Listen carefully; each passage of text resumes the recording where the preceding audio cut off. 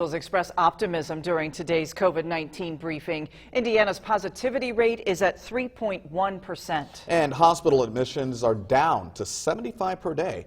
News 10's Dominic Miranda sat in on the weekly update this afternoon. He joins us now live in our newsroom with an update on the vaccine rollout in the Hoosier State. Dr. Lindsay Weaver said today Indiana received its 2 millionth dose of the vaccine this week. She outlined Indiana's plan moving forward with COVID-19 vaccine rollout efforts.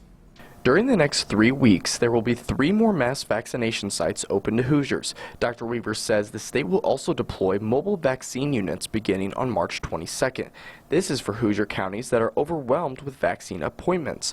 Over the past couple of weeks, the state has opened up vaccine eligibility to Hoosiers who have specific conditions, putting them at a higher risk of death due to COVID-19. Dr. Weaver said on Wednesday that this list has expanded. You can see the different conditions on your screen.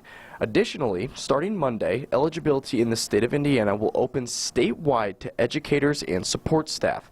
Dr. Weaver says this is per direction from the White House. She says she is pleased with the direction Indiana is heading, and eligibility expansion is on the horizon. After we make this group eligible, we will continue to expand access to vaccine as quickly as supplies permit. Our plan is to next open eligibility incrementally to the 40 to 49-year-old age group.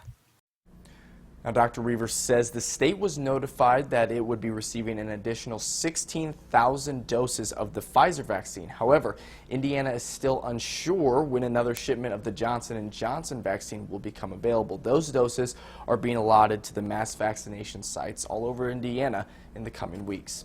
Reporting live in the newsroom, I'm Dominic Miranda, News 10.